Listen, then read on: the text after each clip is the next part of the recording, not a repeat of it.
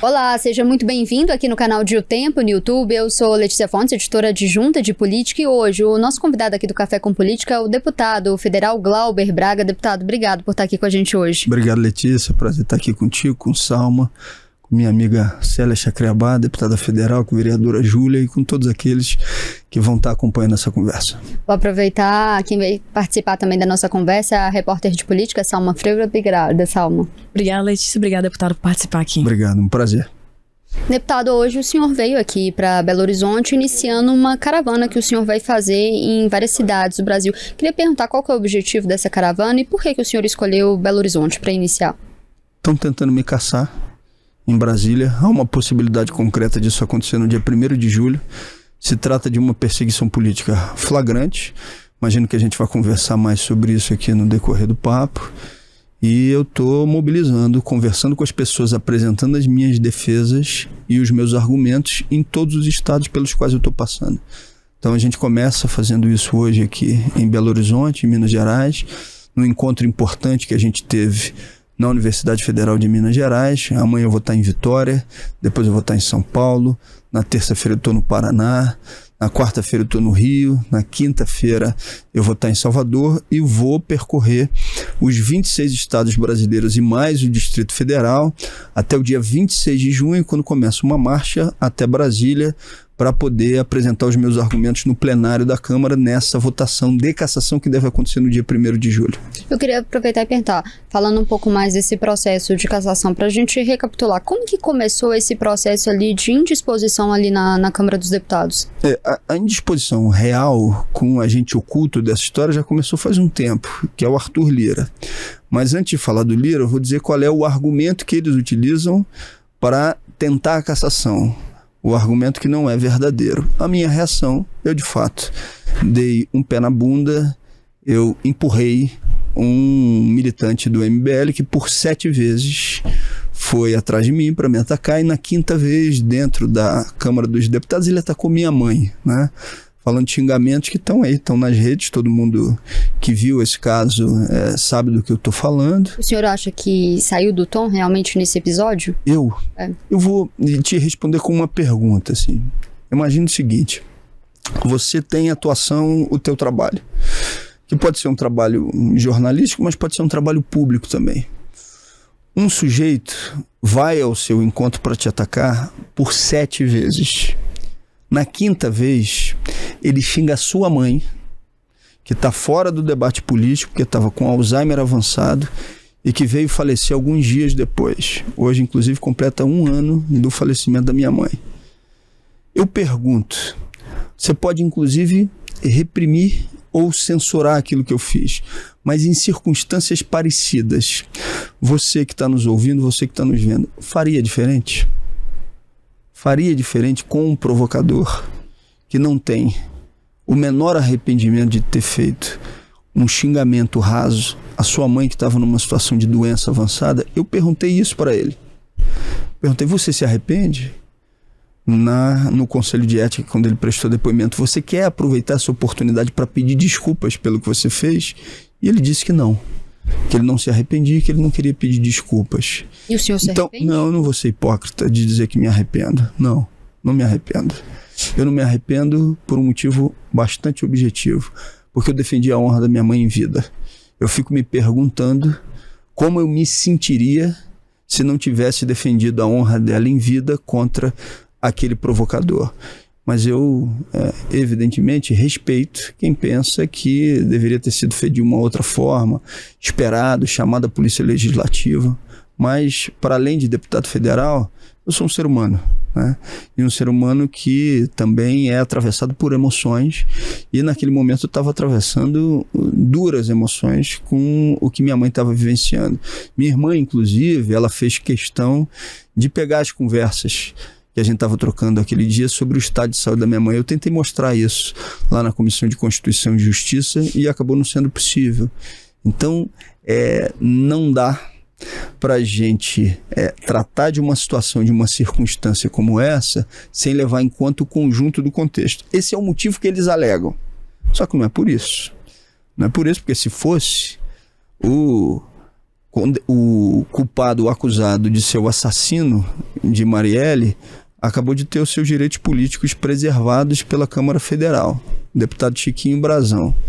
O deputado Ramagem, ontem, nós estamos aqui gravando hoje, ontem, o Ramagem, que é acusado de tentativa de golpe de Estado, né, ele teve uma anistia temporária do seu caso lá na Câmara. O deputado Gilvan da Federal, que é do Espírito Santo, que comete violência política de gênero de maneira reiterada e é um provocador profissional, teve a sua pena de 6 meses diminuída para 3 meses. Agora eu, porque defendi a honra da minha mãe, com um provocador pago, que por 7 vezes foi me atacar e que falou o que falou da minha mãe, que estava com Alzheimer avançado, mereço a cassação do mandato?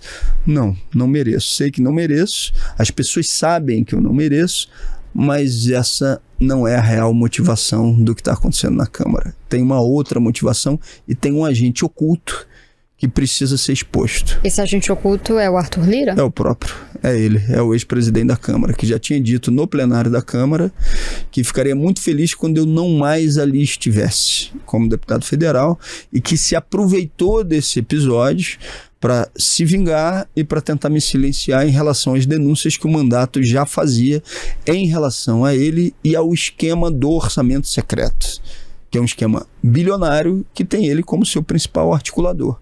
Ele, Arthur Lira, eu não tenho dúvida nenhuma disso, foi o articulador, o incentivador, foi quem deu tração a esse processo de cassação dentro da Câmara. Deputado, o senhor podia falar pra gente, para nossos ouvintes também, quais são as evidências, né, que te coloca nessa posição de falar, né, o Arthur Lira tá promovendo essa perseguição pessoal contra mim na Câmara? Primeiro, porque ele declarou isso. Ele disse no plenário da Câmara dos Deputados, ainda no ano de 2022, antes das eleições, quando eu fiz um enfrentamento a ele porque ele queria votar a privatização da Petrobras num projeto por maioria simples, ele disse que ficaria muito feliz quando eu não mais ali estivesse. E ameaçou, inclusive, por conta do enfrentamento, de solicitar à Polícia Legislativa que me tirasse do plenário. Ponto 1. Ponto 2. Ele foi para uma entrevista num veículo nacional de comunicação, para um entrevistador conhecido na Rede Globo, para o Pedro Bial. E o Pedro Bial, quando diz, pô, mas tem que frear, né? Essas coisas que a direita faz, esses ataques, ele disse, não é só a direita, não.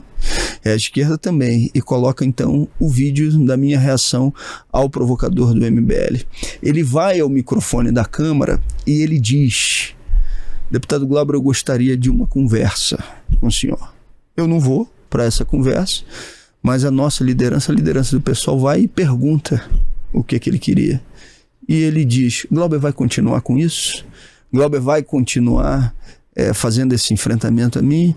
E aí a resposta é, mas você tentou caçá-lo, você tentou caçar o mandato dele, porque isso já tinha começado no mandato anterior. E aí ele diz, mas ele já não se reelegeu? Não se reelegeu bem? Ou seja, era uma tentativa de fazer um acordo para que eu me calasse em relação àquilo que eu estava fazendo. Vamos mais. O relator Paulo Magalhães, que foi designado no Conselho de Ética, ele me encontra nos corredores da Câmara, antes de ser designado relator, vira para mim e diz o seguinte, Glauber, vi a sua defesa, conte comigo, não podemos deixar essa injustiça acontecer. Um outro deputado, que eu não posso revelar o nome, porque senão ele vai sofrer também as consequências disso, me diz, Paulo Magalhães se reuniu com Arthur Lira. E eu espero. Eu não faço nada com essa informação. Eu só espero. E todo mundo imaginava que o Paulo Magalhães ia apresentar um relatório pela inadmissibilidade do processo contra mim. Até porque ele tinha se abstido na votação de cassação de Chiquinho Brazão.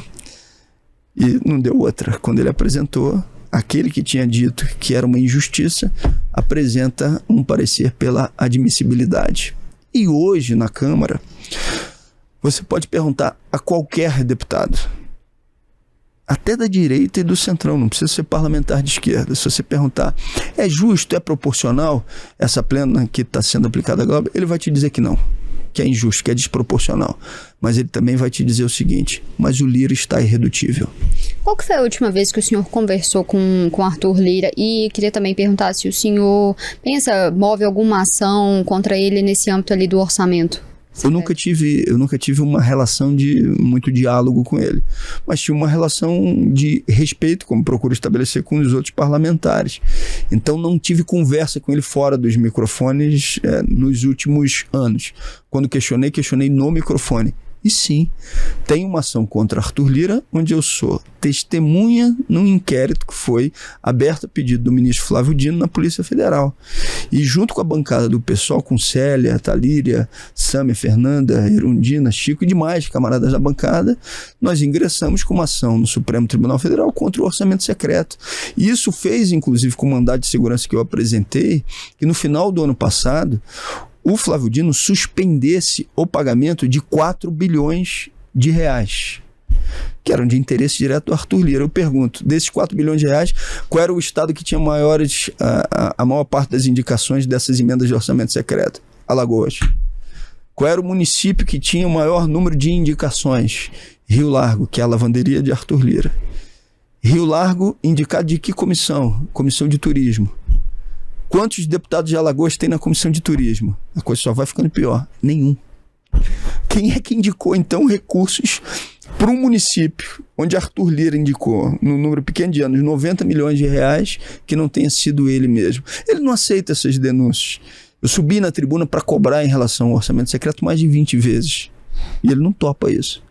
Deputado, eu queria entender quais são os principais argumentos que o senhor vai usar contra a sua cassação e também as articulações políticas que estão sendo feitas, talvez, agora, para que isso não ocorra. Então, os mesmos argumentos que eu já utilizei no Conselho de Ética e na Comissão de Constituição e Justiça. Eu me manifestei diretamente sobre as denúncias relacionadas à minha reação ao provocador do MBL. Eu não me esquivei disso, em momento nenhum eu disse, não fiz, até